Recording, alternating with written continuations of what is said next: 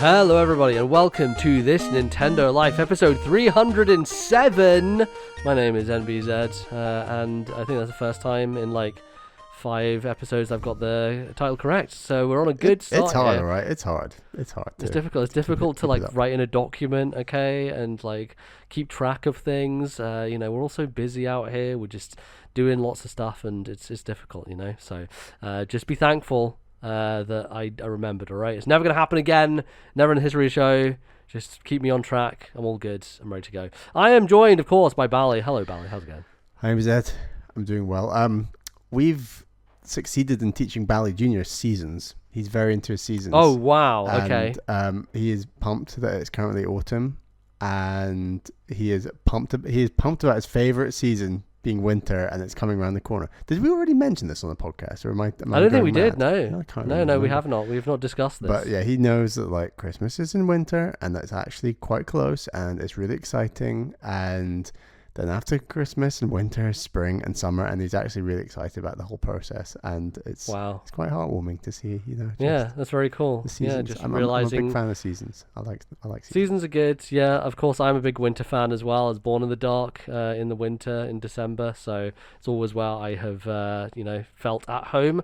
And I'm glad that he feels the same because he's correct on his opinion there. So that's very good. And yeah, we're coming up here to the end of the year. It's getting close. We don't have that many episodes, I guess, until the end of the year. So there's still some big Nintendo stuff out there coming. Pokemon just released. Neither of us have played it. Something that I've been keeping my eye on. I'm interested, but I don't know. There's some reviews that were like really good. Like VGC Jordan Middler gave it 5 stars. Thought it was great. He's a big Pokemon fan, so that makes a lot of sense. But then there's other people out there who are like more middling on it. So, and I'm just kind of like gauging where people are at with it. I would like to check it out at some point, but yeah, I don't know at the moment if it's going to capture my attention. I've been trying to figure out like what's the cheapest way for me to get Metroid Prime 4, and it might be doing the voucher system and then having a second game, and maybe that ends up being Pokemon. So who knows? Do you want to try and explain to people listening my strategy for playing games between now and the end of the year that I sent you? Sure, yeah, you can go for it. You want me to do it? Okay, I was interested in your take on it. Oh, I don't know. I mean, Bally just has Bally's always since the beginning. Okay, probably not since I've known you because we were 4 years old, so we didn't do this back then. But like since we started podcasting, Bally has always had like different strategies for how he plays video games. Yeah. And the very beginning used to drive me up the fucking wall, frankly, because Bally would have this list, and it'd be a list of like, and here's 12 games in a row, and I will not move on to the next one until I've beaten this one. It was just too rigid. I sucked all the fun out of it. Too rigid. Yeah. So anyway, Bally did that for a long time, and now he has whole like 17 spreadsheets to tell him things of what he should play and what he shouldn't play. So yeah, Bally, go ahead. Yes. So like, I am limited on gaming time generally, just having 2 young kids at the moment, and my gaming time is going to keep getting better and better the older our boys get. But at this point in time, more time you get to play with them as well. I'm definitely going to talk about that at some point. But so I decided that like, right, I kind of judge a day as in like an hour of play. So I was like, right, between now and the end of the year, what do I want to beat? What do I need to beat? Because like I need to fill up 10 games for GoTT to Coty. Like that's quite an important thing for me. And that year that I missed out on that, and then I had an awful list, that's just not right. Plus there's a handful of GoTT to Coty games I want to finish and get to and play. So yeah, but my basic strategy was basically aligning playtime remaining in current games and games that I'm going to be playing between now and the end of the year, and then working out how many more days before our recording slots in December for like GoTT to Coty and Goty and Nintendo Goty and this kind of thing, and like, can I actually do it? And it was actually quite a nice thing to do, because stuff like Cairn got delayed, so that's another 20-30 hours. I don't know how long the game's going to be. Let's say it was 20, just rough estimate. That's out of the way for next year, fine, whatever. But then I decided, right, I think I've got about 15 hours left of Ghost of Yotei. Thumbs up. Right, Lego Builder's Journey, that's a game I want to get to. That's a short one. That's 2.5 hours. Knock that out in a day maybe. Professor Layton in the Curious Village, that's obviously my game trade game that MZ gave me at the start of the year. That's about 13.5 hours according to How Long to Beat. Hades 2, I've gone upper estimate. I've suggested I might have 30 hours left. Let's see. That's to reach credits. On Guard, I want to play. That's 5.5 hours. In the Metroid Prime 4, I'm just guessing that game. No one knows how long Metroid Prime 4 is. We were discussing this, but it could be 20 hours. It could be 40 hours. Who knows? I guessed at 30 hours. So I did all the maths to add all those together. It comes to like 94 hours or something. And then I worked out the number of days between now and recording is like 72 days, 74 days. I guess it's like 68 days at this point. So the point is, like, it worked out. If I play 1.3 hours a day, I will be able to get through all of those games if I attribute that amount of playtime to each game. And that actually made me feel a bit better. So it sounds mad, but I think it's good long-term planning for, can I fit in all these games to talk about? Yeah, don't worry, listeners. I have booked Bally a doctor's appointment to make sure we get him looked at. So it's all good. So my hope is that I beat all these games. I record the end of the year podcasts and my personal game of the year and all this stuff, and then I come to January and all those games are wrapped up and we can move on. And, you know, I might end up doing this near the end of next year, but it's just a nice way of managing my time. Have I completely lost my marbles? No, it's fine. You know, we were talking about this beforehand. Bally's very rigid generally, and I think since, you know, having a family is even more so. So it's not surprising to me in the least, but it's, you know, it's effective. It'll get the job done. Yeah. So we'll see. Get there. Yeah, totally. Cool. Well, we have a podcast for you today about video games and Nintendo. Bally, do you want to tell people, fine folks at home, what today's show is going to be? For the first segment, we're going to talk about the games that we have been playing, and then for the second segment, it's been a little while. We're going to get to some emails. Yeah, it's a regular episode of the podcast. We've not really done one of these in a little bit because we had some big hitters. Too many bangers coming out. That's the problem. Yeah, we had. God, there's how many hours of talking about Silksong is there on this feed? I think maybe 4.5, maybe 5. Almost as many as Hades 2. Almost, yeah. Actually, there was 2 hours from last year of Hades 2 as well. So yeah, between those two games, there's certainly a lot of stuff for us to dig into. So if you missed it, I put out a full spoiler cast with friend of the show Matt Lorigan last time, a few days before this came out, so you should be able to find that in the feed. Although PSA, by the way, Spotify are pieces of shit. Fuck them. So basically they are now doing music copyright on stuff, and that is not great for this show because we put music in the middle of segments here. So I'm a little concerned about that and our future with that. So we're going to have a look and see what's going on there, and if we might have to change things, or I don't know, maybe change providers potentially, because they also copyright struck the Hollow Knight episode. I re-uploaded the Hades episode because that got copyright struck, and so they deleted it from Spotify, and I was like, okay, well, that fucking sucks. I think they are going to do the same with the Hollow Knight one, because I use music from Hollow Knight, and they're like, lol, that's copyright, bye.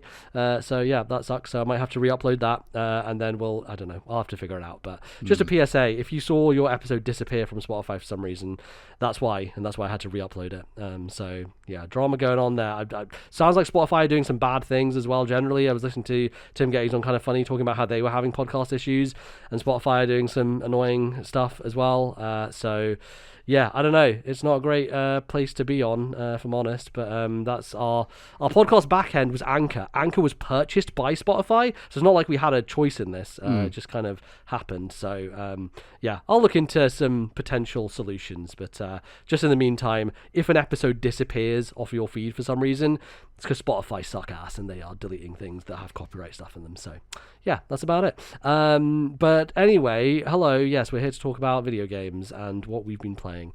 And I thought we'd just do a quick check-in on Hades 2. Bally played a little bit more. Yeah. I actually I rolled credits before we recorded last time, but didn't really talk about much around that. And I am in the epilogue now. I'm around 70 hours total played of Hades 2. So I since last time I've not played that much. Only been doing runs here and there. But yeah, I've done probably another 7-8 hours since we last chatted about it. Bally, what's your little update? How are you doing with it? I think I'm somewhere between 10 and 15 hours. I can't actually remember, but I've played a decent chunk since we last talked, but I've mainly been focusing on the Ghost of Yote. But I have reached the third boss 2-3 times maybe, and yeah, I'm having a very good time. I think I'm getting better at this game, and it's very satisfying. And that's also helped by the fact that I'm getting more permanent upgrades and just getting a bit stronger generally. And the feeling is good. I've got my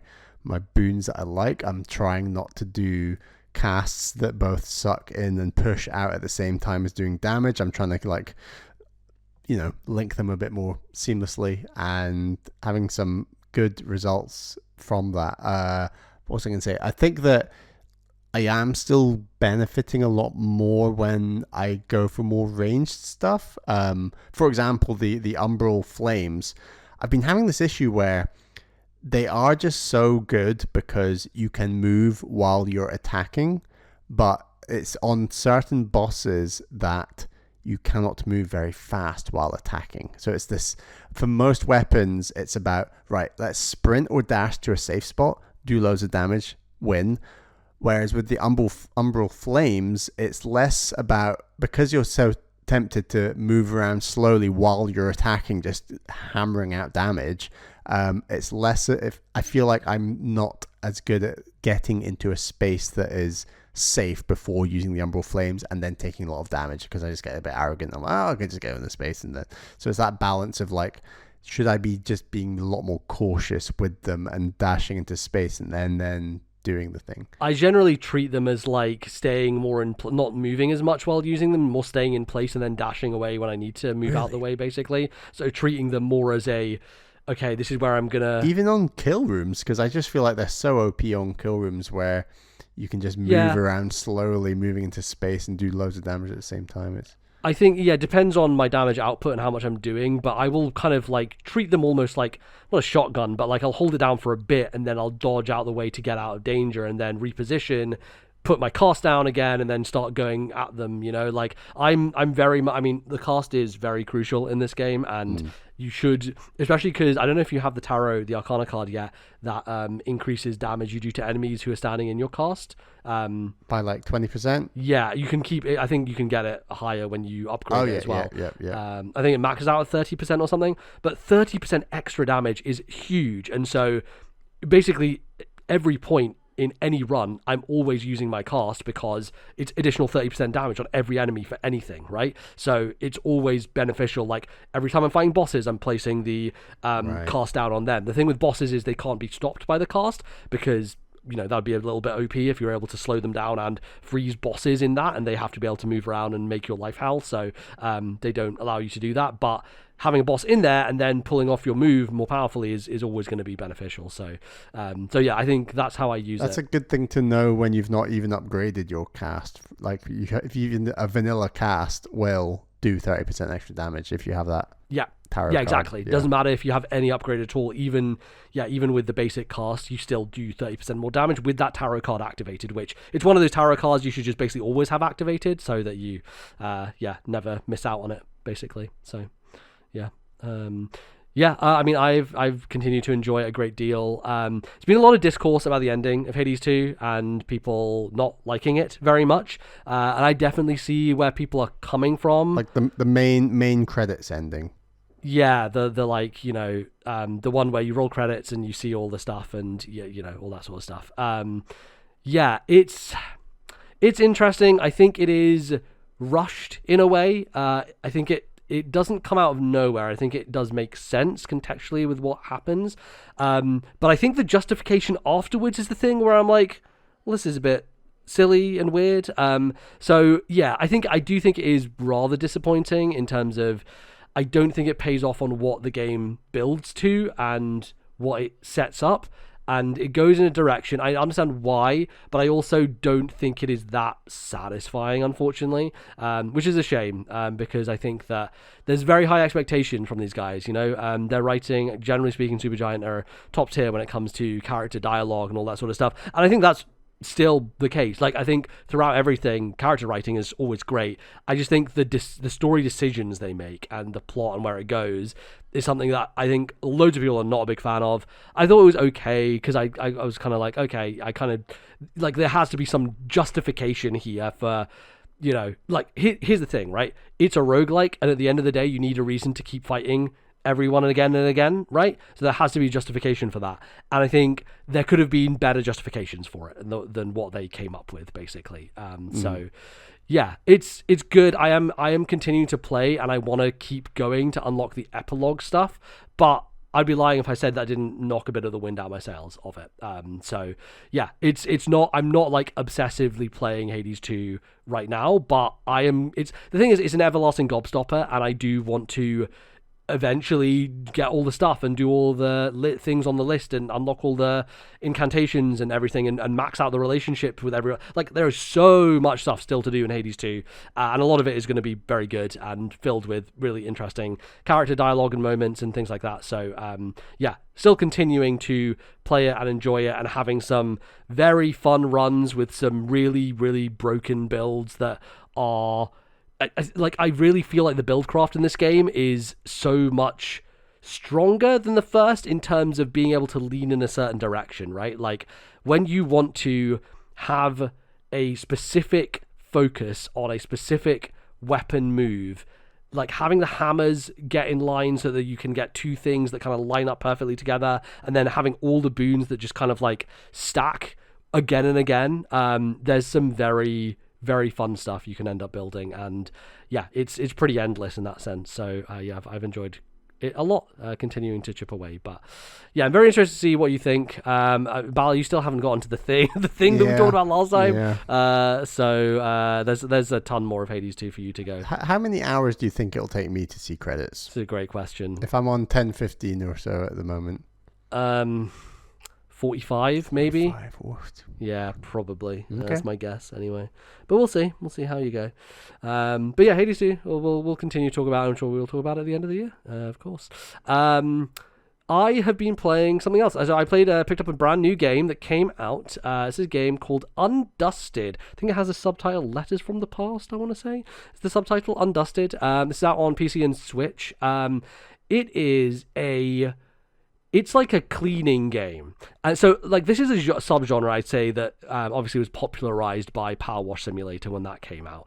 And obviously, I fell in love with Power Wash Simulator, played it for like 40 hours straight. Power Wash Simulator 2 is coming out this week. And so I am ready to just sit here, listen to podcasts, zone the fuck out, and just clean some shit. It's going to be great. I'm very much looking forward to that. But yeah, I'm a little disappointed that there hasn't been more games kind of picking up the baton with this style of gameplay, because it's something that I find very satisfying personally. I did personally play two cleaning games this year in that is Spilled true. And Loddlenaut. Yes, exactly. Yeah, I played both of those as well this year. So those are very good, and I think they are good comparators here to some degree. I'd say Undusted shares more with Power Wash Sim from a more direct cleaning perspective, but those, so Loddlenaut obviously is like a little adventure game. You're this guy going around and cleaning an underwater environment, and so it's more kind of movement around that, and like there's a bit of exploration tied in. And I'd say it's a little bit open worldy. Yeah, Spilled is more straightforward, and obviously very, very short. So there's not a huge amount going on. Undusted is also quite short. Finished it in a couple of hours. It's a game I've had my eye on for quite a long time. Very pretty. Like the basic pitch is, it's kind of like, I'd say like a mini visual novel meets a cleaning game. So the story is about this young girl. She goes back to her childhood home, and everything is like being left abandoned. There's some stuff there from when she was younger, and she basically kind of tells the story of her life and her childhood through these objects. So you go in and you're like, oh, the first object is a key to get into the house. So you have this key, and it's basically 3D object of the key. You can turn it around, you can spin it to every angle, and you have like a little toothbrush basically on the side, and you pick up the toothbrush and you just start like chipping away at the key. And stylistically, all these objects have like they're 3D, but they have like a pixel texture to them. Like they have like a pixel aesthetic, and the dirt is kind of pixelated, and so it's very interesting because as you're kind of shining and chipping it away, like the color is changing, but also you can kind of like see individual pixels as well. So it's quite easy to see like, what have I missed? What am I kind of like, what's the little lost 1% here that I need to finish off and clean to get through it. And so it's very quick. You do that, you unlock the key, and then you go inside the house. And it's like, oh, okay, here's a bit of story. It's like, oh, it's me and my parents, and this happened. And then, when I was younger, I dropped this cup and it broke. And then you get the cup, and the cup is like clearly got cracks in it and everything. And then you get another cleaning tool, which is a sponge, and the sponge is good for like big areas. So if you have like a bigger object, then you can use the sponge to like generally get rid of the dirt, but you want to use the brush to like go in there and get like the nitty gritty and like, all the crannies and stuff. And so over the game you basically clean, I think it's 16 or 17 objects, and they gradually get a little bit more complex. They're also interactable as well. So for example, you get a camera at one point, and it's like not a digital camera, it's like a classic camera with like a flash that pops up, and like the front cover that you can slide away, and then you can pull out the lens. The lens zooms in and out, and you can kind of like push a button to make that move. And so you have to open it up and clean in these spots that are hidden, essentially, which is like, it's quite cool because it means that you're like, oh, where am I missing? What am I needing to find? And you're like, I didn't get the flash to pop up, and then you pop up the flash, and it's like, now I can clean under here and kind of get all these bits away. It's just really satisfying. I think just on a fundamental cleaning level, there is something very, very good about the sound design and the way that the dirt disappears, and just it's very pretty. It's just like all the objects look really nice and very specific pixel art style to all this stuff. Sometimes you'll get an object and it's like covered in flowers because it's like moss has grown over it essentially, and there's just like all this stuff, and so you're like kind of scrubbing it away. There's some objects that have glass, and so then you have a cloth, which is good there because the cloth gets rid of a lot of the dust and a lot of the kind of dirt that the other objects are not able to. So like there's a picture frame early on, and you kind of like use that, and then I think later you get a like a not a Christmas ball, one of those fucking balls, snow globe. Yeah, it's not a Christmas ball. That's what we call it here. Yeah, a graffiti can and a Christmas globe. That's what we call them here on this show. The snow globe, and then you can kind of like really shine it up, and it looks very, very nice. And then you can see the inside of it and everything kind of going on with it as well. Is there which is very good. Is there like game feel to the way stuff cleans and like different sound design? Does it mix it up enough to feel like engaging throughout the 2 to 3 hours or whatever?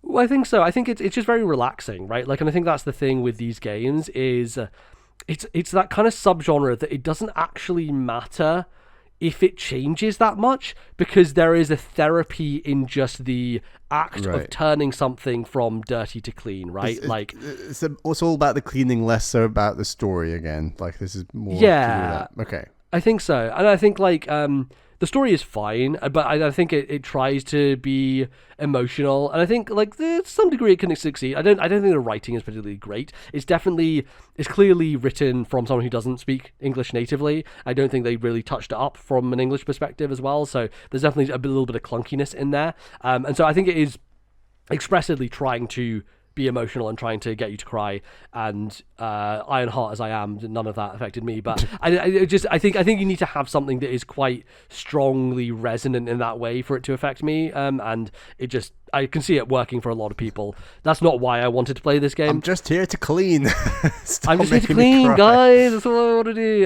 So no, but it's nice. It's nice to break it up with like the little bits of backstory and what's going on, and the portraits are really pretty as well. Like the art style for the characters is really, really good. So there's definitely a lot of artistic talent on display here, and I think it's very, very well done. Again, it's only a couple of hours long and very satisfying to just have a podcast on and just like slowly just get in the nooks and crannies. I think so I played the demo for this before it came out like a year ago or something.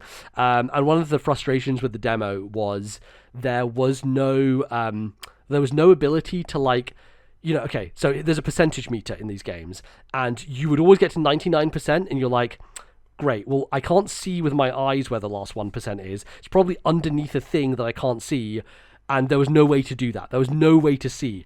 There's a couple of ways this game deals with that. One of them is, if you get to like 99 or 99.5%, I think it is, the game will be like, you're cool, you can just click the wrap it up button and you can move on. So it will count it as finished, even if you hit 99% and not 100%, which is very nice, because it means that like you can get there and you'll be like, and you don't have to be frustrated about it. Me, however, a lunatic, wants to get 100%. And so they have implemented the same thing that Power Wash is, which is hold down a button and it will highlight the little areas where you have missed. So it highlights them in like bright orange and it turns the rest of the object grey. So you can very clearly see bright spots on your object where you have missed and where you need to like slightly clean up.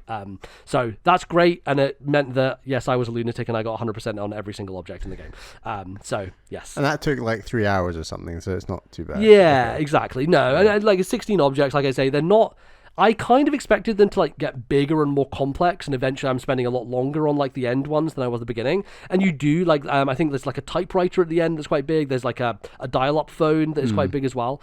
But they never get bigger than that. Like they never get to like a giant thing, because Power Wash ramps up in a way that is kind of crazy, where Power Wash is like, here's this little room, and then it's like, here's a fucking skate park, a whole skate park, do it. And it's like, okay, and then you spend like 4 hours doing one skate park, you know? Yeah, I think it's a similar, in terms of pacing style game, I'd say something like Unpacking, and like some of the later rooms in Unpacking, it's like, here we go. It's like, I just wish that game didn't.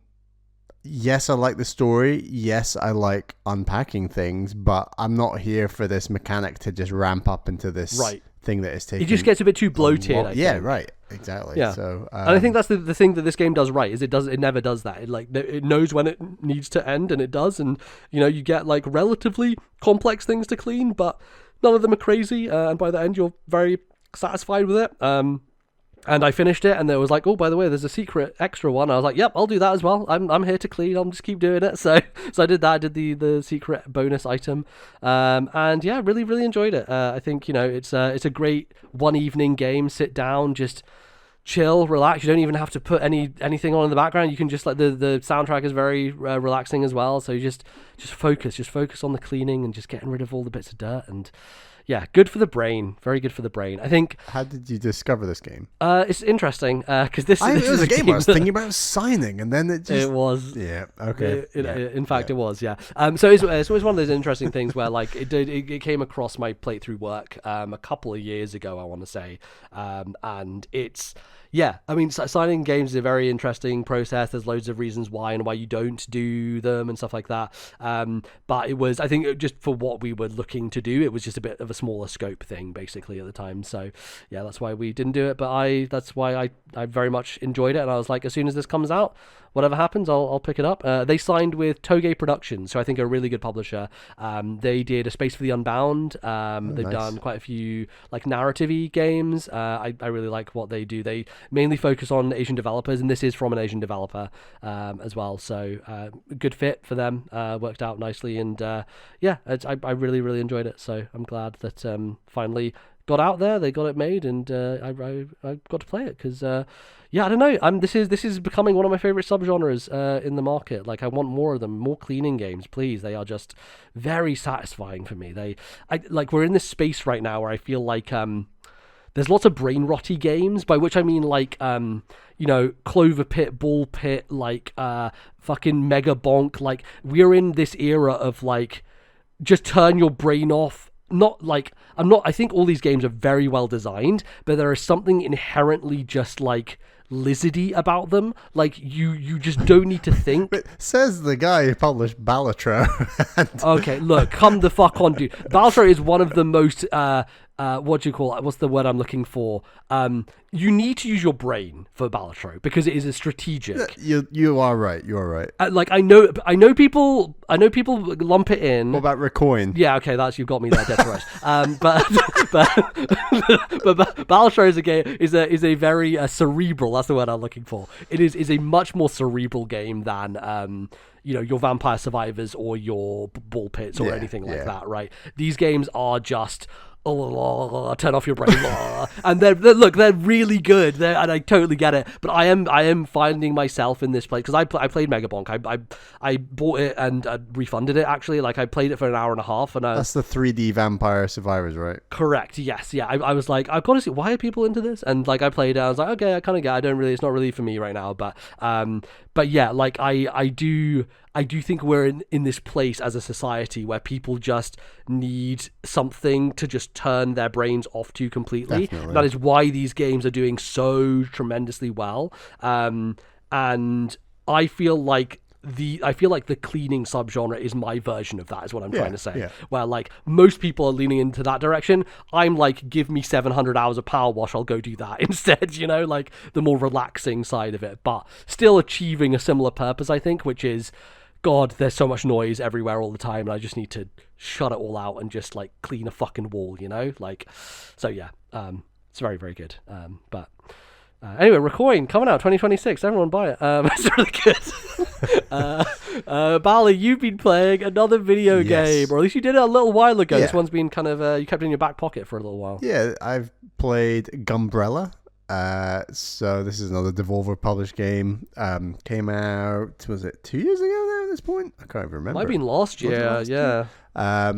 Very enticing trailer when we both saw it, and very much our kind of thing. Like we like a bit of platforming, bit of Metroidvania, bit of this, and it's a very good game. I wouldn't call it a Metroidvania, but it's not linear levels. It's kind of, I guess strictly speaking, it's closer to a Metroidvania, but it's a very linear one of those. And to me, it felt like maybe Katana Zero adjacent. I was going to say it's paced very similarly to Katana Zero, where there are different places you can go, but ultimately there's one place you can go that progresses the story, and it's paced in a similar way where it's cutscenes and it's action, and I think Katana Zero has a bit more action, and there's a few more slower sort of town-based Zelda-esque moments, I'd argue, in a game like Gunbrella. It's a bit, you can buy this and upgrade this and do this kind of thing, and there are mini side quests in Gunbrella as well, which are definitely worth doing because they help your health, and it's I think the selling point of the trailer is it's a gun and it's an umbrella, and I think the mastering the mechanics of knowing, because your umbrella can like shoot you up in the air like this special kind of jump, and then you can glide down, but equally the aiming of your gun and umbrella are linked to the same kind of aiming, so you kind of need to manage it in a way. It's not as easy as it looks. It takes a little bit of getting used to, and I think the game is quite good at hand-holding you until it gets a bit tougher and the enemies start firing rapid fire, or they're starting to jump around as well, and like they're much harder to hit, this kind of thing. I think the game is a nice slow on-ramp into like all these sorts of things, which I think is nice. I think that it is a really, really dark story. Spoiler for like the opening of the game, but your like partner, your wife is murdered and your kid is kidnapped. Oh shit. And it's like, I'm going to go after that motherfucker that took my kid. And that's how the game goes. And it's a kind of post-apocalyptic world, and there's a time jump, and there's all these things, and it builds, and there's some really shitty characters in this world. But at the same time, is there a lot of dialogue in this game? Is there like characters talking to you? Good amount of written dialogue, and there's some strong writing in there. And the game is still funny, but then there's really dark moments, and then there's moments that make light of the dark moments and do some really messed up stuff, and like there's quite a lot of kind of gore in this game in a kind of pixel art, let's joke about it kind of way. And this game has more Devolver energy than I think maybe any other Devolver game I can think of. Maybe like a game like Carrion is in this realm of like Devolver, at least in the last few years, because it feels like they've not really done stuff of this style. Totally. It just feels edgy, and it's trying to be like a noir, like it's a revenge tale. It's got a real brown vibe, dark, gritty vibe to it, but it still has lighthearted moments and some lighthearted writing, in just a very kind of, I would argue, Devolver kind of way. Like I think it's just got a really nice thing that keeps going. And I think that mechanically the Gunbrella, the gliding, the shooting, this kind of thing is strong enough that this game could stand alone as an action game. But I think the story's pretty good. I mean, is it a story that would stand up to MEZ's tough test of narratives in games? Absolutely not. But like Katana Zero, I really enjoy this style of game, and I don't actually think there's enough games like this that are kind of 5 to 7 hours long, action focused, but have a story.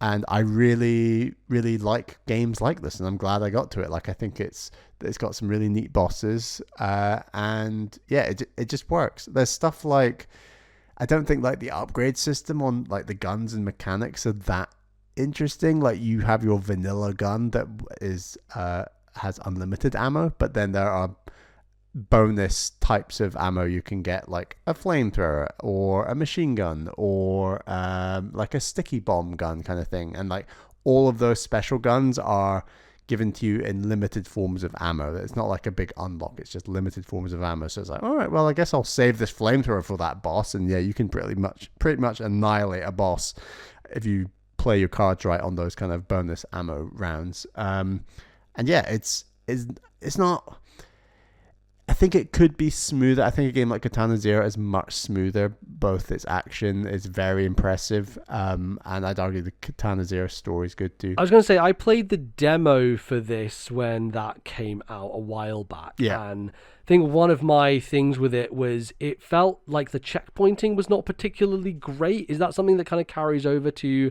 the full game? Because I seem like I remember like trying to do something and then dying and going back a significant portion of the level to redo it. Yeah, good point. I think it's fairly close to like Super Metroid. Like, you need you have your benches, a bit like Hollow Knight, right? And you will, barring a few exceptions, you go back to those benches when you die. I think the spreading out of benches is good though. So it has like the almost Metroidvania save structure alongside a more linear platformer. Yeah. I think that the kind of pseudo dungeons are designed very well. I think there's very few places where I'm like, God, died again. Ugh. I think I only got that like in some of the very late game areas, not boss rooms, but like kill rooms, as it were. And I like that challenge. Like, I think the game is challenging later on, but I don't think it was unfair at any point. And I played it on standard or whatever. And yeah, I think I never had that issue of like, oh, I've been warped all the way back here. Like, I think the game's fine on that front. That's cool. I think like, does it ever kind of change things up visually that much? Because I remember it's quite a gritty, dark aesthetic. Is there much variance in like environments or places you're going? You get like a railway ticket quite early on, and I really love the way the world's structured actually, because you get the railway ticket early on, and there's essentially 4 stations, and 80-90% of the game is done in the areas linked to these 4 stations. And then you learn these areas, you learn the characters, and then there's a time jump, and then all these areas change slightly. And it's a nice kind of like, I've gotten used to these areas and how they work and how they link together. And I think I will argue, yes, the game is very, very dark and brown and gritty and gloomy and dark green and all these darker shades, and that's fine. I wouldn't say it ever gets kind of, there's maybe like 1 or 2 areas very late game that change it up drastically, but there's a reason behind them doing that I think is quite interesting. Okay. And there's like a snowy mountain, and there's a jailbreak, and there's cool stuff here, and I think it's a decent told revenge tale, honestly, that has a pretty wild ending. That was a bit like, oh geez, okay, right, here we go. Interesting. Yeah, I think it's a quirky little game with a neat story. I don't want to overhype the story. I don't think mechanically it's incredible, but I think as like a 6-7 hour kind of adventure game in a traditional sense, like it's very satisfying, and I'd highly recommend it. Yeah, I guess like, does it get everything you think it needs to out of the central like Gunbrella idea? And like, does it take that to interesting places with the way things upgrade with your kind of core attack set and those sort of things? Yeah, I don't think the upgrades are that interesting. There's not like a skill tree or anything. It's just and you're not really getting like crazy abilities like a Metroidvania in that sense either. No, definitely not. No. Okay. You are getting the ability to fire your gun faster. You're getting the ability to have more health. You're getting a bit more power to your gun, and that's it. And you're getting the ammo specials like flamethrower, machine gun. This kind. It's fairly rudimentary. It's fairly straightforward. But I guess my my last question is, it's made by Doinksoft, who made Gato Roboto. Do you see any kind of influence of that in here at all? Does it feel similar? Definitely in the bosses. There's a feel to the bosses where, oh, this window is really short. I'm just going to pile bullets into that boss, and you can like wrap up bosses quite fast in a similar way you can to like Gato Roboto if you play your cards right. I think those... The type of boss fight I like. Yeah, right? like... Don't have to wait for people to... Really good sound design. Really be like, here we go. Big machine gun kind of feel, and quite a small boss arena with a big boss, and you're very small. And that's what I remember about Gato Roboto. I think those aspects are very similar. Otherwise, very different games, I think. Interesting. Okay. It's not a linear Metroidvania in the same sense as Gato Roboto. I think the world feels quite a bit bigger. Like I said, you've got the 4 or 5 stations on this train track that you go on, and that I think that adds so well to the noir vibe. Like just getting a train from point A to point B. Like I loved that aspect. I think it's just a really cool little situation for a video game. Not enough things like it. That's why I think playing games like this is really nice. I just don't think there's a ton of games like it. Yeah, I've been meaning to get to it for a while. So I'm just checking. It came out in September 2013, actually. Sorry, not 2013. Jesus. It came out when the podcast started. No, it came out 2023. Yeah. Sorry, September 13th. My brain went to the 13th because 13th of September 23. So it was 2 years ago it did come out. Yeah, so it's been a little while. I mean, it's interesting because I believe Devolver owned Doinksoft. So curious to see what they put out next. But yeah, it's definitely a game that I have had on my radar for a while, and looks like it's been on sale for like £5 recently. So I've got to pick it up at some point and check it out because it does feel like I'm in the audience for it. It's a very pixely game. I already bought it on Switch 1 and I played it on Switch 2, and because it's so pixely, I don't think like the up-resing whatever it is between Switch 1 and 2 makes any difference. Like it looks great on Switch 2. So did it run pretty smoothly? Yeah, like, could you tell smoothly. if it was 60 or not? I could not tell. Okay, because there is some weirdness sometimes with Switch 1 games where it's like, this is a pixel art game, but for some reason it's running badly. Like, I imagine if it had like no cap on its frame rate, then it probably is a good contender to play on Switch 2 because it probably has enough juice now to make it smooth the whole way through. Yeah. So it's cool. Good. Check it out. Good to know. Check it out. Great. And then the last thing we're going to talk about, a game I've not finished yet, but I've played a good amount of. It's called Crypt Custodian. This is a game I've had my eye on for a little while. Guillaume on RFN talked about it recently, and I was like, oh yeah, I should probably check that out. It's so it is a Metroidvania, but it's also one of those situations where like, I feel like when we talk about Metroidvania, we often talk about it side-scrolling 2D perspective, and there's often top-down 2D 2D top-down games that people call Metroidvanias that I'm always like, yeah, but is it a Zelda or is it a Metroid, you know? Because like, I feel like we are the people who are like, Unsight is more of a Zelda game than it is a Metroid game. I do think that Crypt Custodian falls more under the Metroid banner just because its structure is like, there's not dungeons and puzzles in that way, and I think that's for me anyway in my brain, that's kind of what distinguishes like a Metroidvania from like a Zelda adjacent game, even though they're doing very similar things with like getting items to unlock areas and progress in a non-linear fashion sometimes. But yeah, Crypt Custodian, a game by Kyle Thompson, and he's done a few games. I think Islets was his first game, and then he has another one coming out soon. But this got some very good reviews when it came out. I thought it looked pretty cool, and decided, let's just pick it up, give it a go. It seems like it's 7-8 hours on How Long to Beat, and I was like, I'm in the mood for just like a quick actiony thing just to bust through and to take for a spin.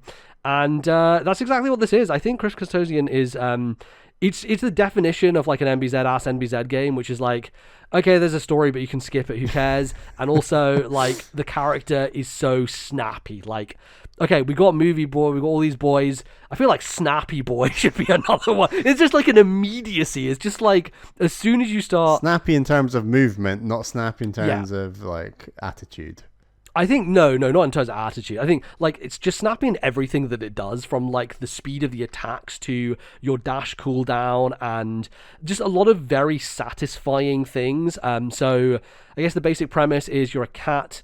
And you've died, and when cats die, they go to this underworld, and in the underworld, you then become like anthropomorphized, because I've talked to a couple of characters, like frogs and stuff. I guess it's animals. This is like an animal underworld, because it's like frogs and stuff here. Anyway, you talk to animals, and they were like, back on when I was a real thing, and it's like it shows a picture of an actual cat, as opposed to the character who's like a walking talking cat.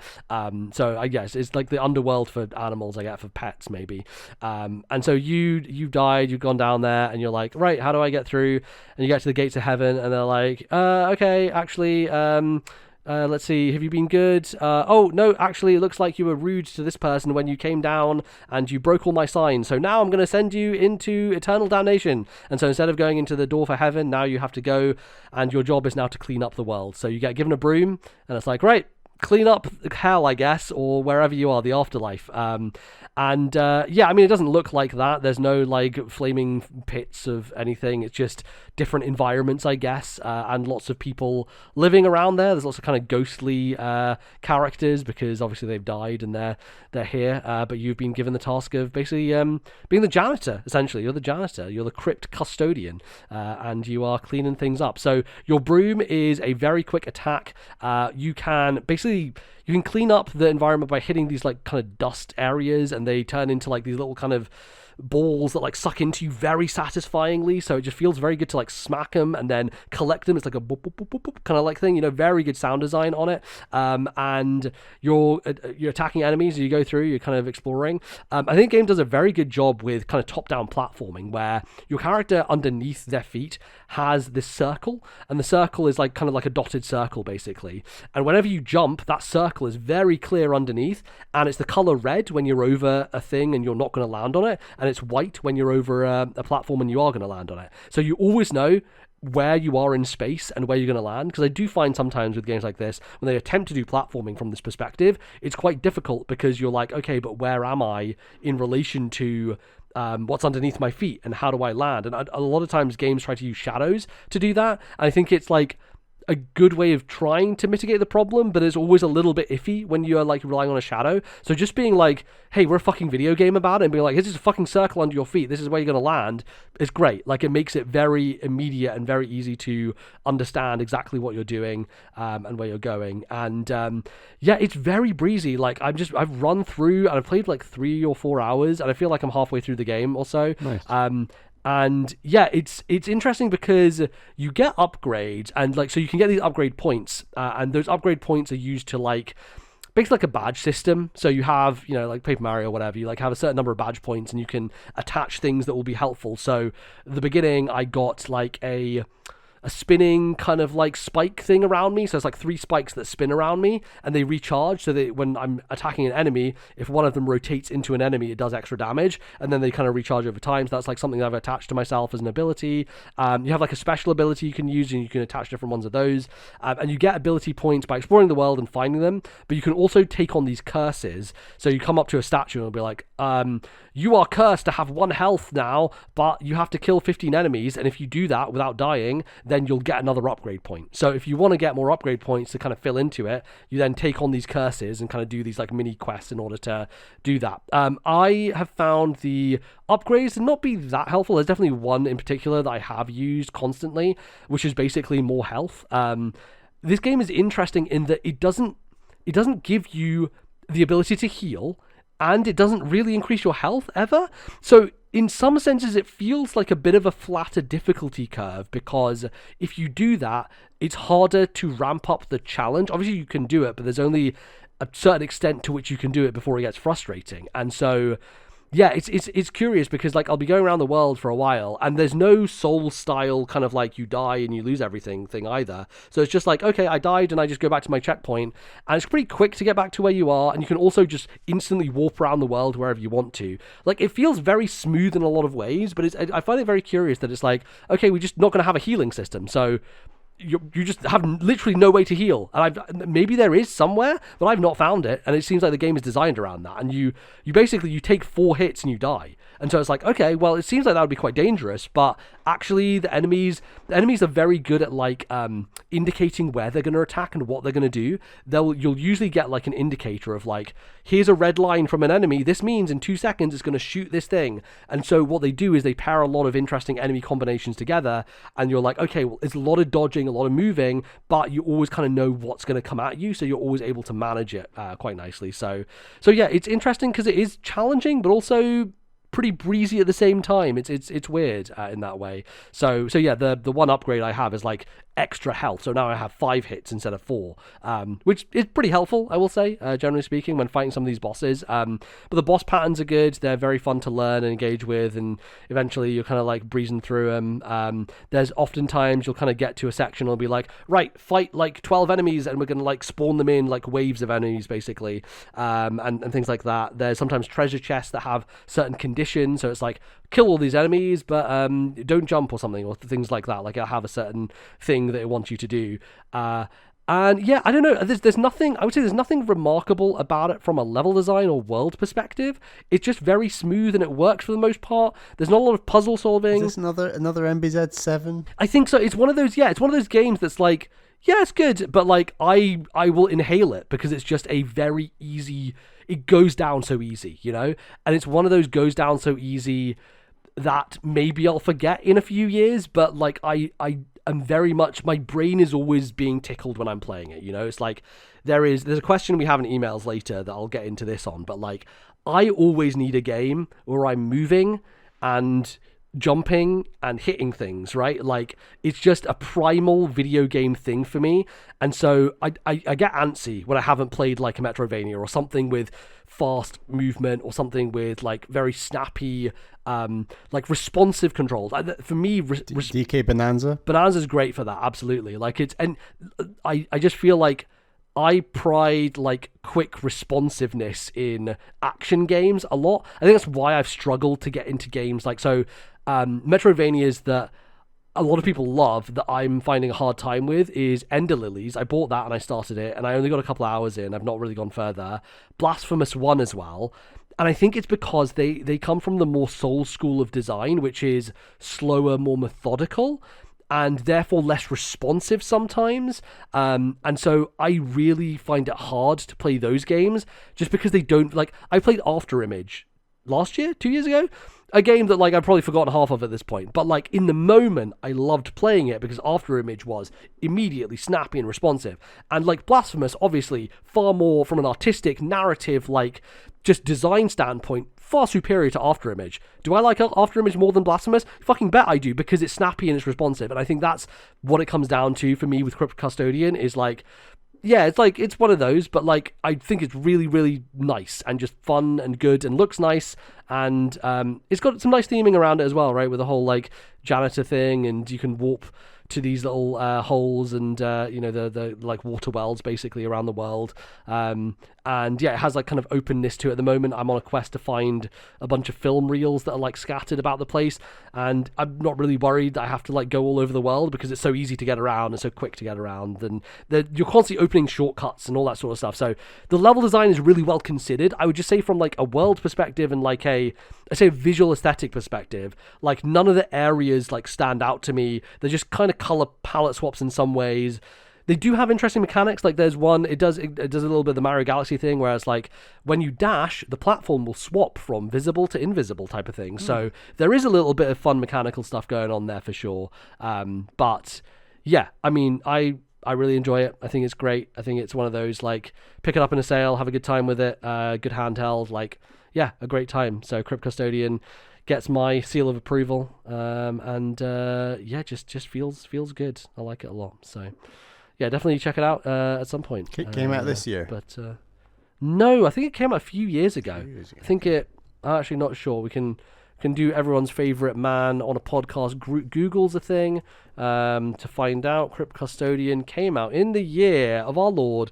Oh, 2024. Oh shit, it did come out last year. That is surprising because I thought it was earlier than that. Maybe I'm thinking of his previous game, which was Islets, and it seems like Islets came out in 2022. So both of them are overwhelmingly positive on Steam. People really like them, and I can see exactly why, because they're just a good time. I think you would find you could do much worse than having a few hours with Crypt Custodian. So yeah, good game. I like it. Great. I think that is going to do us for this part of the show. Don't go anywhere. We'll be back after the break with some of your emails. See you in a bit. What would you do to see those lost birds once again? What can I do to hear them sing?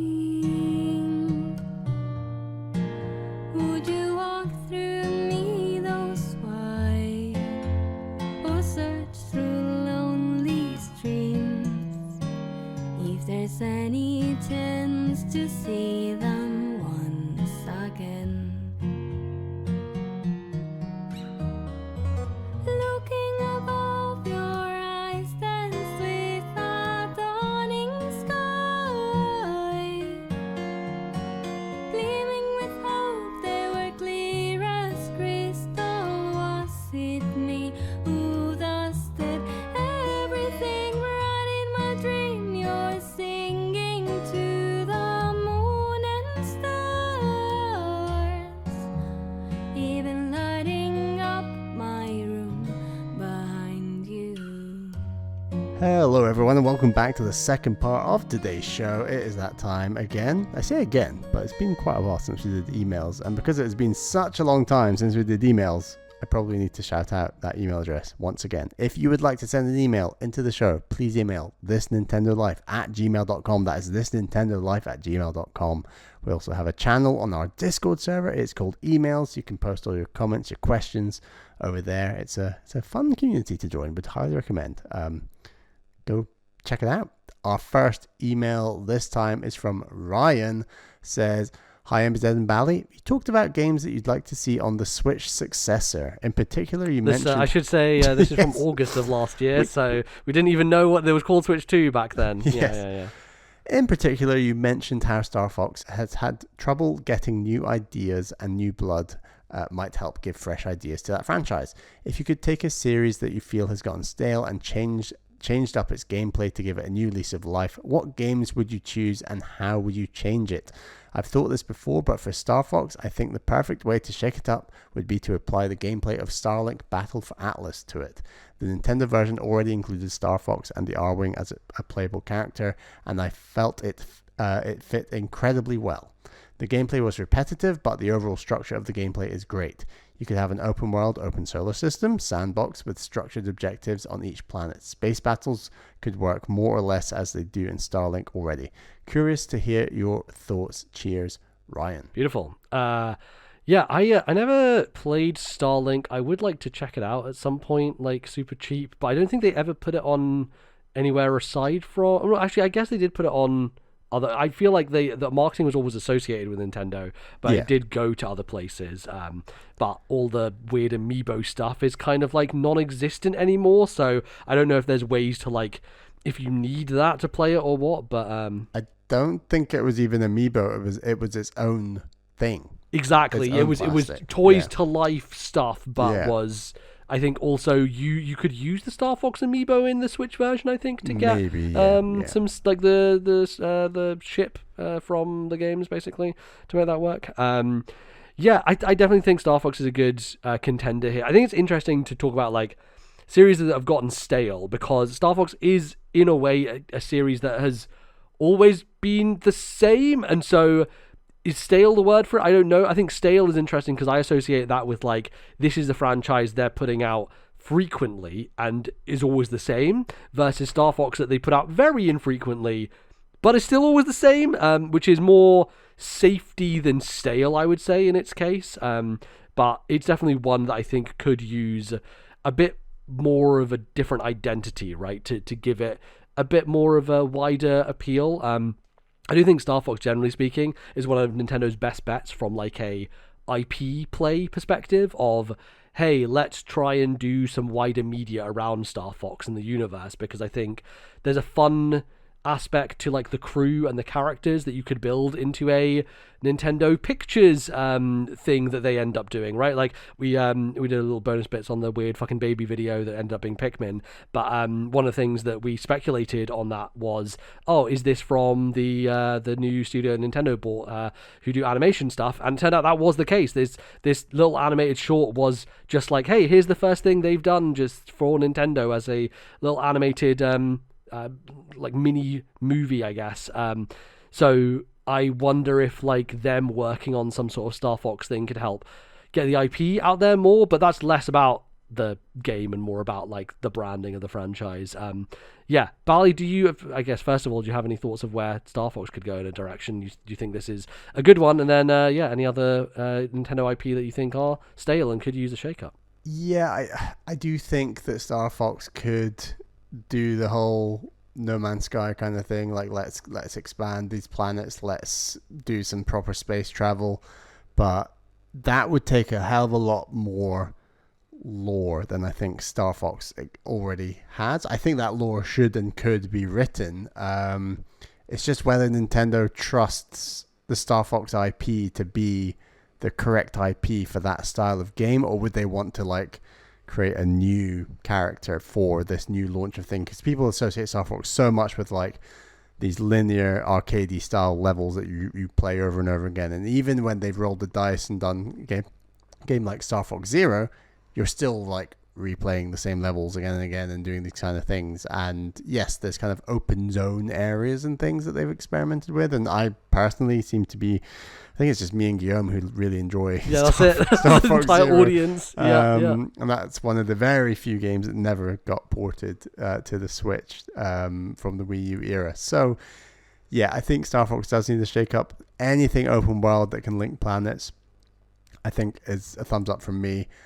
What do I want to see? I would love to see the Mario sports games go back to their RPG roots. I think that they need to bring back RPG modes in a big, meaningful way. I think that the combining like story mode RPGs with sports games feels, I think we mentioned it on a previous podcast, like was it Dodgeball Academia and Golf Story are kind of the only two games that have come out in the last 5, well, I guess Golf Story was like 2017, let's say the last decade, that kind of like harken back to how a sports RPG game could work, and I would just love to see Nintendo go back to that. I don't think they will. Yeah, I think the problem is that they're such a multiplayer focused company these days, and they always have been. Really, they're always about like getting people together in the same room to play the game,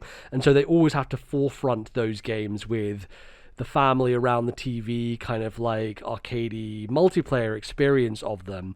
And when you think about a game like Dodgeball Academia, I mean, there isn't multiplayer in that game. It's a single player narrative thing with, you know, you play dodgeball, but it's almost secondary to the fact that is like Pokemon as a like dodgeball game, essentially, right? Like you're going around and you're going to these places and you're doing quests for characters, and there's a story that goes throughout it, and and you finish it and it's done, it's over, and then you can't go back and play the dodgeball against other people, I think. But that's what I think the N64 games did, celebrated in a nice way, where it was the Game Boy Color games that had the RPG modes, and then you would create a character, and then through the link thing, put your game card into your N64 controller. Let's say for tennis, for example, you take your character from the RPG in the tennis game that you've been playing handheld single player the whole time, and now you're playing it couch co-op against other people on your couch on the N64 version of Mario Tennis. So I do think Nintendo at one point in time, 30 years ago, believed in like, oh, you can have the single player experience that links to the multiplayer experience, and this is like a good thing. I agree with you. I don't think they think that anymore, but it is possible to link, like, we're going to do story RPG single player, and that's going to link to this multiplayer let's play with our friends kind of thing. But that's too many modes, too much thing, and they just seem to turn out Mario sports games quickly. So yeah, well, yeah. I mean, let's hold that thought, because they have just announced the new Mario Tennis, and it does have what looks like I mean, they're calling it an adventure mode. I appreciate that, but it looks a little closer to kind of what I would imagine a kind of single player thing that we would be interested in could be. So let's hold judgment until next year, see what people say about it, and maybe we're getting a little closer. You have so much faith in that adventure mode for some reason. I have zero. I don't have faith. I'm trying to be a bit more like trepidatious about it, because it does. I don't know, something about watching the footage for what they showed of it felt to me a little more in the right direction, right? Okay. And maybe they don't get all the way there, but like it feels like a step in the right direction. Yeah. I think what was so beautiful about the RPG modes of both Game Boy Color, Golf, and Tennis is that they feel like tennis and golf games. They don't feel like Mario games. The Mario theming is even brought in very late into both of those stories. It's like, and the final area you go to is... you gotta get your ticket to the Mushroom Kingdom, and it's like this because I think those games were originally designed without Mario, and then they were added Mario later. And I just think the modern Mario sports games, it's much more about celebrating Mario and all those characters, and less so about golf and tennis. Yeah, it's about the brand more than anything else. And you're not walking through golf clubs and tennis clubs like you are on the Game Boy Color, which felt very cool. Yeah, absolutely. Yeah, that's a good one for sure. The one for me that immediately comes to mind, which is a little bit on the outskirts, but it has been pretty consistent, is 2D Yoshi games. I feel like this is something that Goodfeel have kind of had as their purview for a long time, and I mean, arguably, you could argue that there's only ever been one good 2D Yoshi game. I think a lot of people would say that. I like Woolly World a lot. I think Woolly World is very good. But it feels, I think Jeff Gerstmann talks about this all the time, it's like, why are we still doing this, like, here's the thing, and it goes up and down, oh, stop it, now we shoot. I think Yoshi could use a shake-up in the same way that Kirby and the Forgotten Land did something to Kirby. Now, me and you are not massive fans of Forgotten Land, but I think that the internet widely says that's one of the best Kirby games, and it's like the thing that really freshened the series up and made it like, oh my goodness, we're actually doing 3D Kirby for the first time. And I do think that, when we talk about doing characters in 3D, Donkey Kong obviously got that this year, and they got the full AAA treatment, which is like, hey, EPD Tokyo did it, right? Whereas Forgotten Land is like, okay, it's still HAL, and it's like a smaller team, and it's more of a like isometric 3D as opposed to like a full behind the back 3D.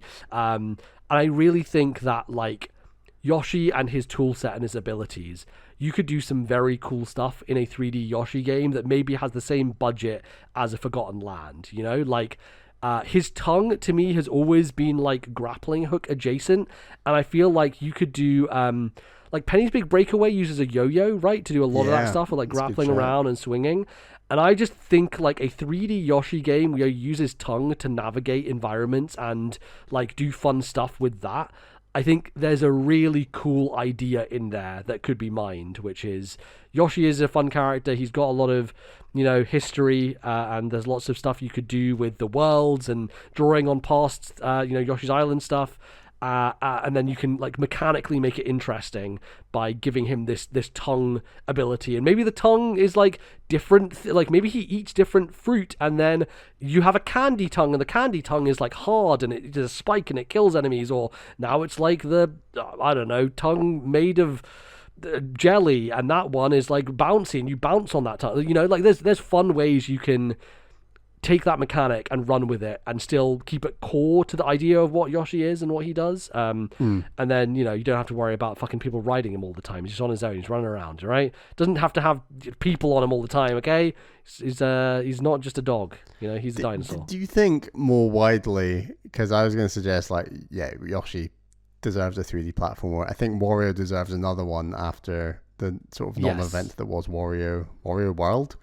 Back on the GameCube. So like, do Nintendo need to invest more in 3D platforming teams, that we aren't in this position where we're relying on HAL to make Kirby, and then we've got the Mario Odyssey team who have also put out Donkey Kong Bonanza, and that has seemingly made Mario now past a decade since the last, almost up to a decade since the last 3D Mario. Like, they just kind of have so many great characters that would work well in 3D platformer. When I say 3D platformer, Bonanza's barely a 3D platformer. It's more like I wouldn't call it a platformer, to be honest. Open world adventure exploration, and Mario Odyssey is similar in many ways. Like, I think that style of game feels like the next 15 years of Nintendo, and if we're only going to get 2 more games in that 15 years that are similarly designed, I feel like they might have missed a beat where they could have tried to do just another team or two to create something not even quite that level of polish that is, you know, Donkey Kong Bonanza and Odyssey, because those games are just so perfect in many ways. I think that they just need to do something to come a bit closer than, oh, here's another Kirby 2D game, and oh, here's another Yoshi 2D game. Like, they can do better. I think partly it's down to the studios they vet to do these, and like Goodfeel has never made. I mean, okay, that's a lie. Goodfeel made Bakaru last year, and that was a 3D. That's a 3D platformer. So I think, you know, Goodfeel do have the ability to make a 3D video game. So I think they could certainly do something along those lines. I definitely think it's within their purview, right? Like, the team has a capability. I agree. I think, like, there are certain teams that are just starting to push on that a bit more, and like, clearly Forgotten Land was a big success for them, and they even have made a Switch 2 edition of it, and that's probably done quite well. So I think we're in a different era, right? Because I think the argument back like 10, 15 years ago was, but New Super Mario Brothers sold way better than Galaxy on the Wii, right? And like, more casual people, they love it, that's much better. If you look at the stats on Switch, Odyssey sells much better, generally speaking, than Wonder or even Mario Maker, right? Like, we're in an era now where I do think 3D is a bit more approachable for most people, and like something that people want more than 2D, especially with a bit more of a kind of games focused audience on Switch versus the Wii that was far more casual oriented. I do think that, like, okay, great, you can do these 2D Yoshi games, you're going to sell a lot better if you make a 3D Yoshi game, right? Yeah. And I think that is that's pretty evident at this point in time. So I wish they would just shake it up and do it. That'd be very, very good. Any others, Bally, for you? Metroid Prime could try open world. Await. Like, I think they're doing it. That's an exciting thing. It's very funny. As I was like trying to write down examples here, I was like, you know, you could argue that they're kind of doing this with a few different franchises already, right? Like, I was going to say Splatoon, and I was like, oh wait, they announced a new Splatoon game, and that's maybe going to be different, and it might be kind of what I'm looking for, which is like breaking up the formula, doing something a little bit, you know, unique. Because 1, 2, and 3, like Splatoon, great series, great franchise. It's the same game every time, you know, like it is fundamentally like they innovated once and spectacularly, like, just created a really brilliant new addition to Nintendo's roster, and then they've really kind of sat on their laurels. Now, obviously, Splatoon 3, great campaign, really enjoyed it, and good DLC for both of them, really interesting, but the fundamentals of Splatoon has always remained the same, and I think that's good, because that's the core of it. But I do think they can stretch their wings with that IP a little bit more, and I'm hoping that Raiders is going to do that, and it's going to be a bit of an interesting twist on what Splatoon has been up to this point. So we'll see for that one. I think Animal Crossing needs to embrace farm sim more and go way more Stardew Valley. I think that my frustration with Animal Crossing is, it's unfair to say, my frustration with Animal Crossing is it's not enough like Stardew Valley. Therefore, they need to make it more like Stardew Valley. I just need more systems that I'm more engaged in, I think, is what it comes down to. I just don't feel as invested in the systems of Animal Crossing, and that's why I dropped off New Horizons so quickly. Well, I think fundamentally you've never really been a very customization focused player, right? Like, that's very true as well, and that's what that game emphasizes. However, I think there is an argument where that game can do customization at the same time as doing something that is a little more structured, questy, have a farm, have something to work on that's not just the purely collecting aspect and designing the house. And it was interesting. I think I listened to a little bit of Chris String's new podcast. Yes, the game business is very good. Yeah, and he was mentioning where he asked someone. He sounded very sheepish when he was saying this to who he was talking to at the time, about, maybe it was on VGC he said it, but it was about like how why did Nintendo never back up Animal Crossing with like a DLC timeline or anything? And he had someone at Nintendo tell him that, well, Nintendo's view is like, we want everyone to move on to the next thing. We don't want people to just be to play something forever. To play something forever, which is completely antithetical to like the way the gaming industry is going in terms of Fortnite or Minecraft or all these like single game things. Yeah, I think the fundamental difference with Nintendo is that people do buy their video games, which is the struggle that most other companies have, is like people aren't buying their video games, versus Nintendo's trained their audience to like buy every new Nintendo game, right? And so I think their audience is far more traditional and plays games in the ways that you and I do, which is play a video game, buy it, complete it, play the next one, right? And I think that's to their benefit, and I think that's probably why, you know, I think they can see that they could go down the route of these other games, but I think they would lose parts of their player base if they did that, essentially. And if Nintendo don't want to do the farm sim in linking Animal Crossing, I'd love to see a Nintendo take on a farm sim more widely. Like, I just think I want to see what their chops have in terms of that style of game. Mm-hmm. Yeah, for sure. Because it's popular.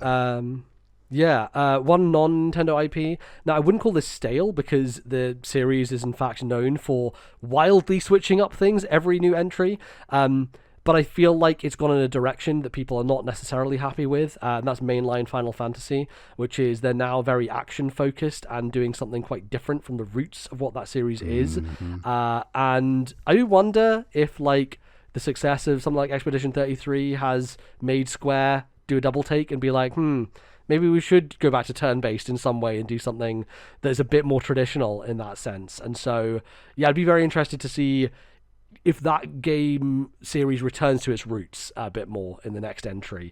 I've always advocated for spend $100 million on a pixel art game. Like, I would love to see what the fuck that looks like, you know? Like, go spend all the money on a thing that looks like a Super Nintendo game. That will never happen, but it would be fascinating if they did. But yeah, they're not going to do that. So Final Fantasy 17 will likely be, again, a very pretty video game, but interested to see if they make it something more close to the roots of what Square Enix came from. So we'll see.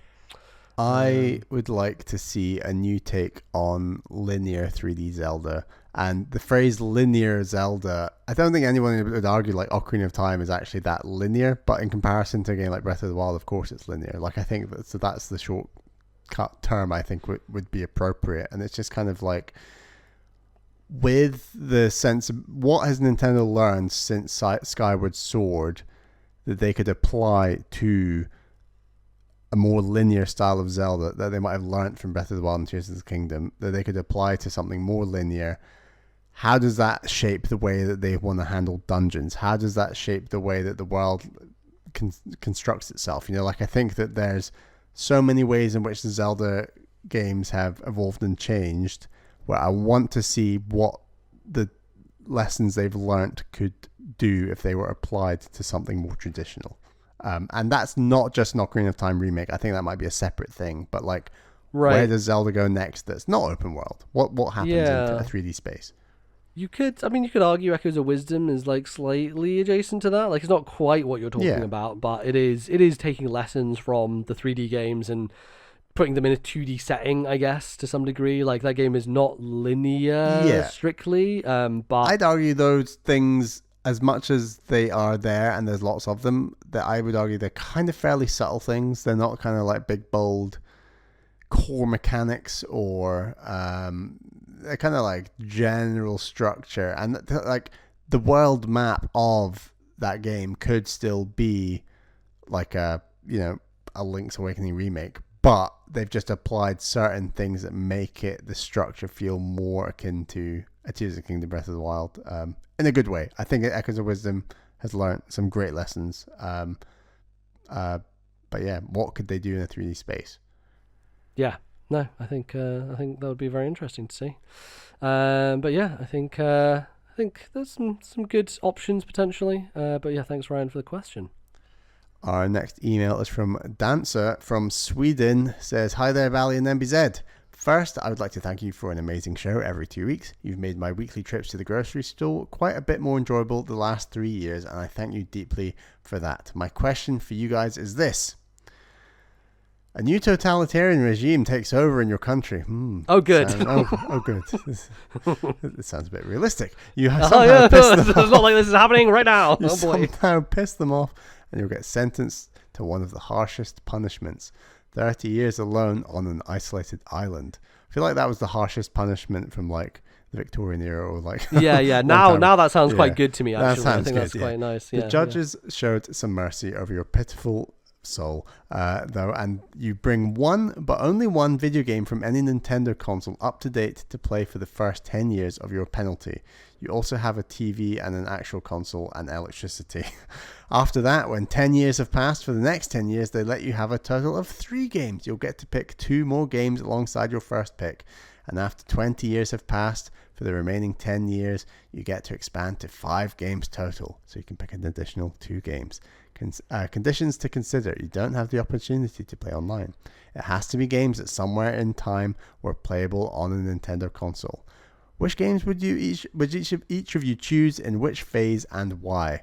And then Dancer's take is phase 1 for the first 10 years. They'd pick Hades. Phase 2 for the middle 10 years, 3 games, adding 2 games. There would be Zelda Tears of the Kingdom and Mario Kart 8 Deluxe with the Booster Pass edition.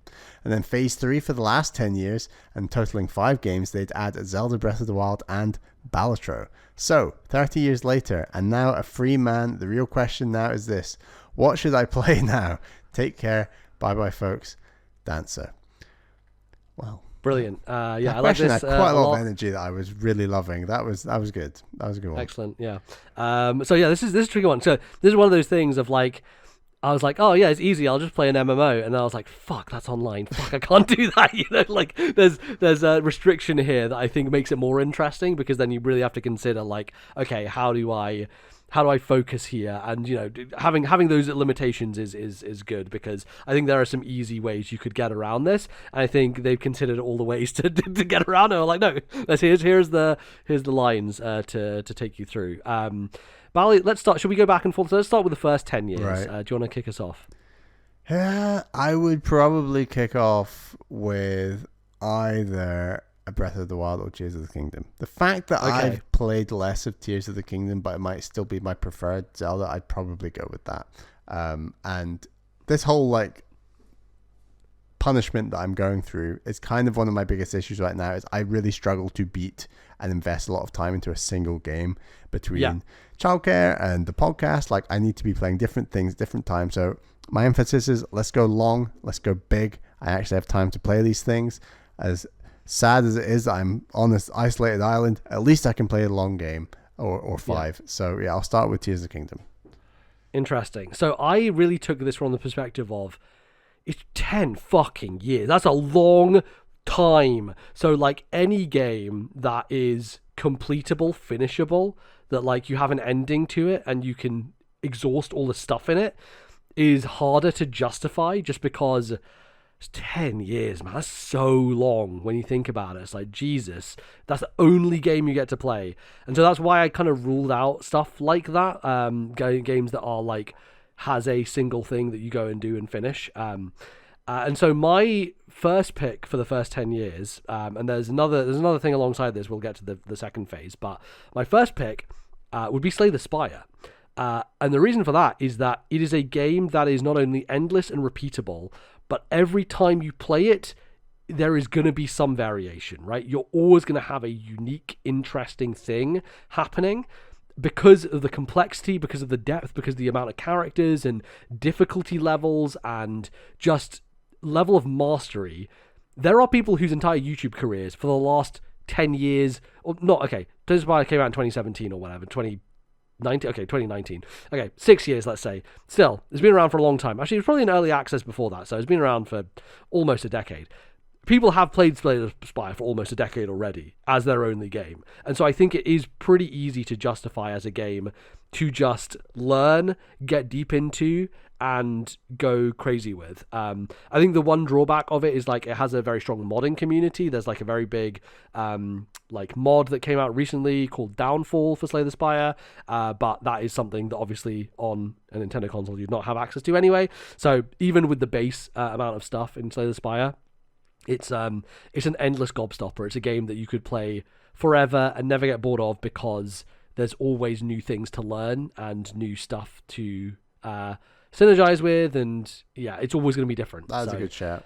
I should have picked. I think roguelikes are always going to be like on my list for like good things to play for stuff like this, basically. So yeah, that's why I went with Slay the Spire. And I'll also be doing something else in those 10 years, but we'll talk about that when we get to my other 2 games after 10 more years. So Bali, what are you going to choose for your next 2 games for your 20 years? I'm sticking with these games that I've just not had a chance to get to, that MBZ probably wants me to get to, so I'd better play them.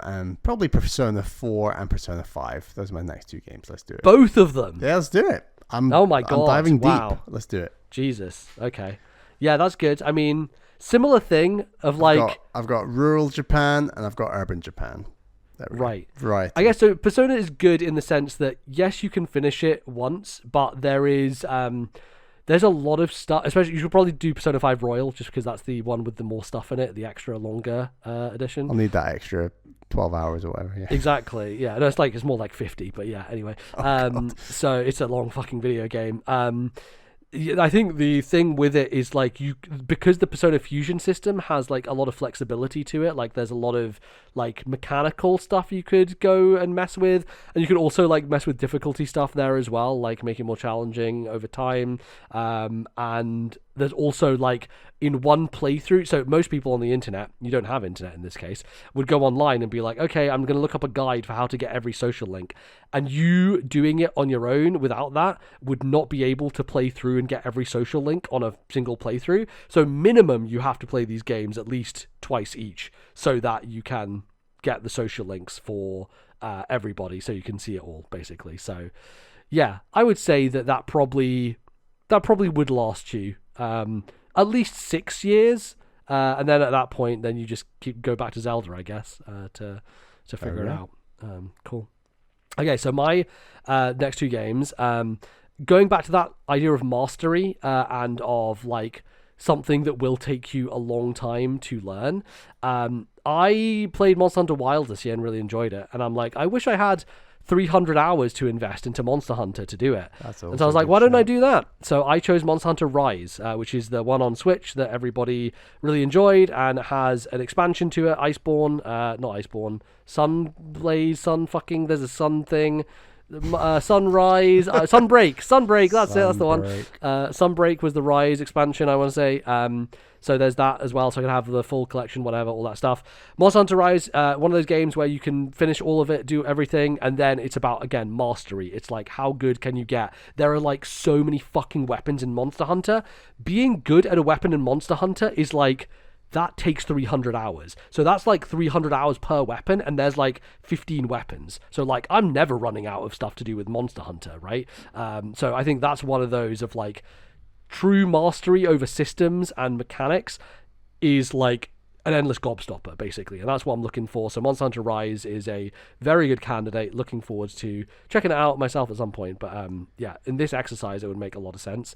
And then here's the other one, Bally. Okay, so in my first 10 years, I'm playing Slay the Spire, yes, of course. I'm also doing something else, which is I'm teaching myself how to read and speak Japanese. Of course, very important, okay? Okay, this is very important. So I spent 10 years learning Japanese, okay, for the express purpose of one thing, and this is how I get around this stupid bullshit online thing, okay? Would I have chosen Final Fantasy XIV? Obviously, but I can't because it has to be on a Nintendo console. I think Final Fantasy XIV will come to Switch 2 at some point, but that's besides the point. There is an MMO, Bally, that I will never get to play because it hasn't been put into English, and it might never be put into English. However, they made an offline version of it. Dragon Quest X offline. Dragon Quest X, the MMO that has been in Japan for like over a decade.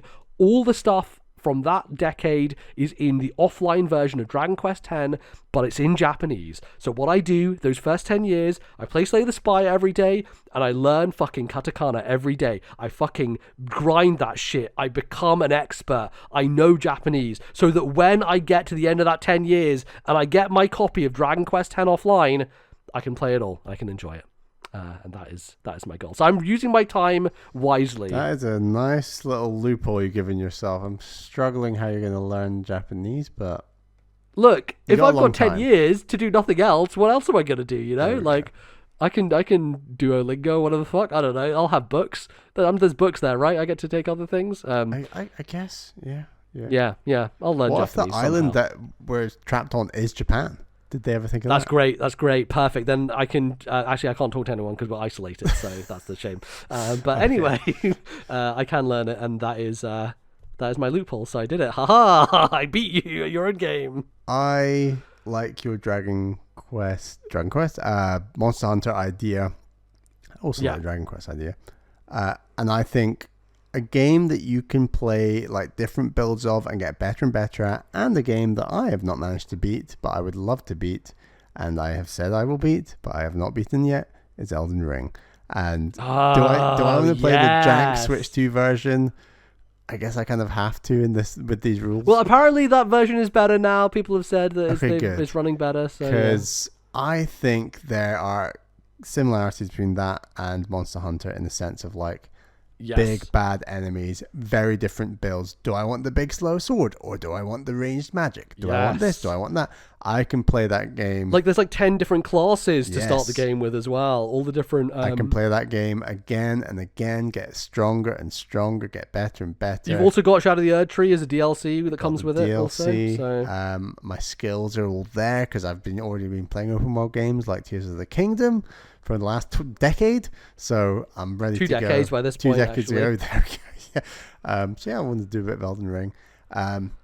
Another game that's just really long and I'm not going to get around to, that I want to play with all this extra time I've got, and I've never played a game in this series, is Dragon Quest 11. I want to play Dragon Quest. I think Dragon Quest 11 is a good place to start from everything you've said, MBZ. And the Dragon Quest 3 remake sounds like it's a little bit...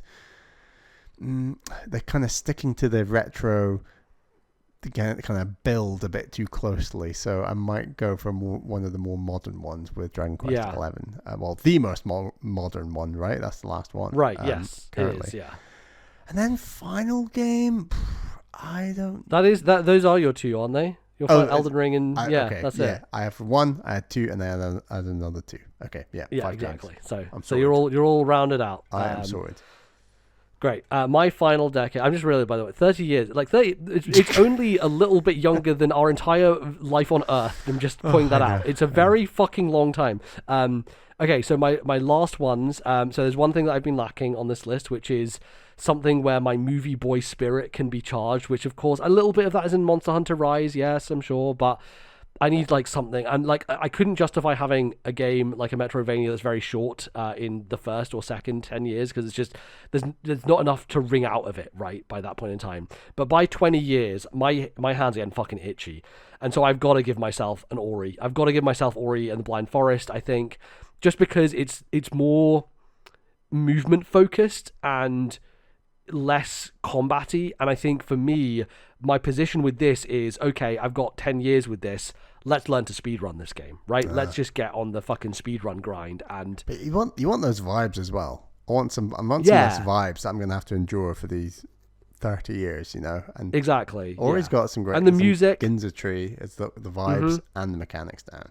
Exactly. And so I can do challenge runs, I can do a no death run, that sort of stuff. Like there's ways in which to make Ori good fun for a long period of time, but it's just I got to be able to platform and have like fast movement, and that's exactly what Blind Forest has, which is perfect. So yeah, I'm definitely gonna go with that. And then my second one is a game that I have that I would love to dump hundreds and hundreds of hours into, and it's actually more than one game because it's a little collection over here. UFO 50, baby. UFO 50.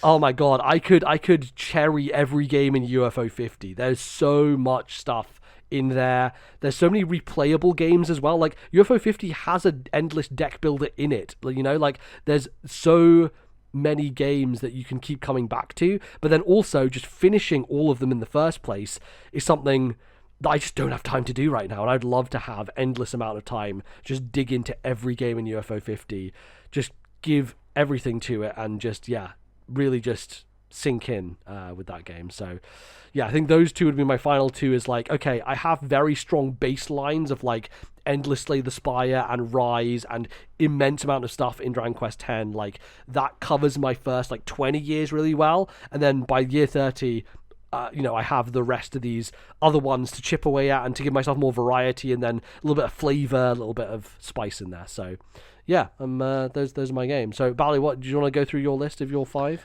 I've forgotten them already, to be honest, but I think it was I can tell you yours. Yours are Tears of the Kingdom, 2 Persona games, Elden Ring, there we go. And what was the last Dragon Quest one? 11. Dragon Quest 11, there you go. Perfect. Very RPG heavy, it seems like. Well, that's like, I think I am a sleeping RPG giant. Like, I think I'm one of these people, if I had more time, I'd be very into RPGs. Maybe not as much as you, MBZ, but I don't think I'm a million miles off. It's just, no, the time is my Achilles heel for beating these big long games. Yeah, the investment for all of these games, like with Persona, I appreciate you put 2 of them. I would probably throw Metaphor in there as one instead, potentially, because then you get like a Persona and then a Metaphor, which is slightly different flavor of the same thing. But yeah, that's another game that's like, yeah, it's 90 hours long, so it's just going to take you that long. It's going to take a long time. Nothing to be said the fact that I did that in 3 weeks, but I'm a lunatic, so what else are you going to do? It was worth it. I loved it. But cool. Mine are Slay the Spire for the first, and then Monster Hunter and Dragon Quest X for the second 10 years, and for the final UFO 50 and Ori and the Blind Forest. So I've just come up with quite a good idea. Okay, what's your good idea? I think Dragon Quest 11 could be a fun RPG to play with Bally Jr. one day. Like, it's just got that. I like that. It's got that slightly younger. I can't play a bit of Elden Ring with Bally Jr. He's gonna crap himself. No. Like, I need something a bit more kid friendly, a bit more. Definitely. I don't know, because the second I can start playing with him, that opens up a lot more hours. Oh, the floodgates are open, baby. Like, the weekends aren't just the evenings; they're Here we go. We sit all day for 12 hours. We have so much rain in Scotland. You have no idea how much time we're trying to kill inside with these kids. Like, that's very true. It's just going to become. It's going to be glorious. Bally, we'll come back to this podcast, and Bally will be like, "Oh, Henry said you're finishing not very many games. What are you doing? I'm over here clearing everything." So, we'll have fun there. Dragon Quest 11 is definitely, like, from a storytelling perspective, quite like approachable. But like, I think good for adults and kids. Like, I think it has like some moments that will really stick out. I think the only tricky part with it is quite a slow turn-based system, and so I don't know how much he would have the patience for it, especially like, I don't know, feel like kids these days and all the sources of just like attention they have for everything. It's just one of those things that I do wonder if the kids are down with long grindy RPGs. There's something about Astrobot with Bally Jr. that he is just loving, and I think it's just, there's like the clean, crisp design of everything. It's quite sensory overload as well, right? Overload. It's like you pull a little thing and it does a big thing. Like, that happens frequently in numerous levels, and stuff like when you get the 4 PS5 parts and then you're pressing shoulder buttons and moving the controller around and pushing it in and blowing on it. Like, he loves all that, and like, it just gives it to you in small surprise doses. It's not like, oh, let's do it again, here we go, like Ghost of Yotei maybe. It's like, here we go, this is going to be this one thing you do, you're going to do this like 4 times in the whole game. And I think stuff like that he's just such a sucker for. Like, I think it's very, very exciting for him. Absolutely. Well, that's very exciting for us, because it's the end of the show. Thank you, everybody, for listening, for writing in. Bally, people want to send more emails like the fine folks here did. Where can they send those to? Please email ThisNintendoLife@gmail.com. That is ThisNintendoLife@gmail.com. Excellent stuff. We, of course, can be found in various places across the internet.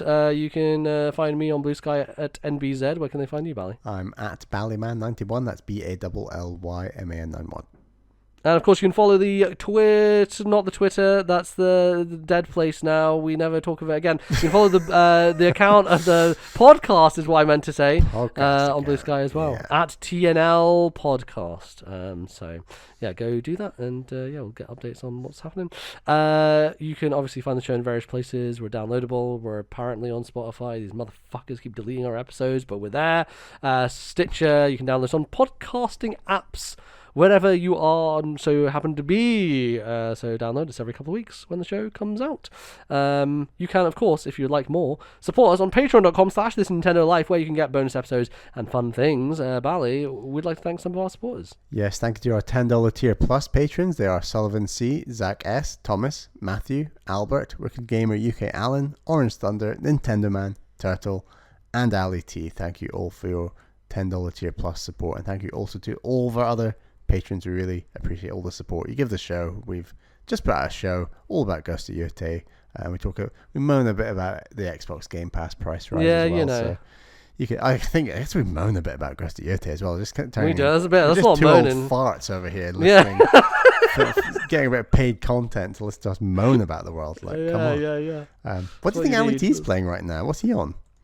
I thought he bought Ori, right? We told him to play a Metroid game, and he played Ori. He's very obedient. Like with Ali T, I think this is a good idea. He's like, let's do it. He just does it. Goes away and does it. It's very funny. Like so back in the day, I did a video on Stardew Valley, and then Ali T watched that video, and then he bought Stardew Valley and just played it for like ever and ever. Okay, here's an update from Ali T, right? Okay, played Ori and the Blind Forest for 10 hours. I assume that means he finished the game, which is pretty cool.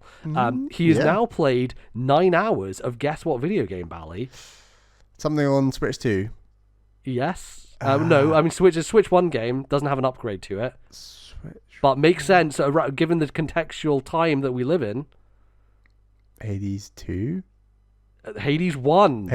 He's playing Hades 1. He has 9 hours at the moment into Hades 1. So very good. We'll have to get an update from Ali T about how he finds Hades. Interesting. Because that'll be very good to hear. Very good. Great. Well, I think that's going to do us. Next time, I don't think anything will be out. I think we're still waiting on Metroid. I might pick up Pokemon. We'll see. Might give that a roll. So we might get some thoughts on that. But otherwise, I'm just going to try and chip away at some few different things. I want to finish 100 Line properly, which I've not talked about yet on this show. And then, just a couple of other things. Shinobi I bought as well. We're not going to jump on Kirby's Air Ride. No, it's just. I'm sorry, Sakurai. I'm sorry, Kirby. There's no fucking universe. I'm buying Kirby's Air Ride. It's just not. It's not for me. It's not for me. I played the demo. It's not for me. That's fine. All you people enjoy. But Metroid Prime 4. Now that's going to be a video game. That is. It will. It will be a video game for that game. Yeah, we'll hopefully we'll see what's it all about. But until then, thank you everybody for listening. We'll be back soon, a couple of weeks' time, with some more podcasting, some more video games, some more Nintendo. Until then, goodbye.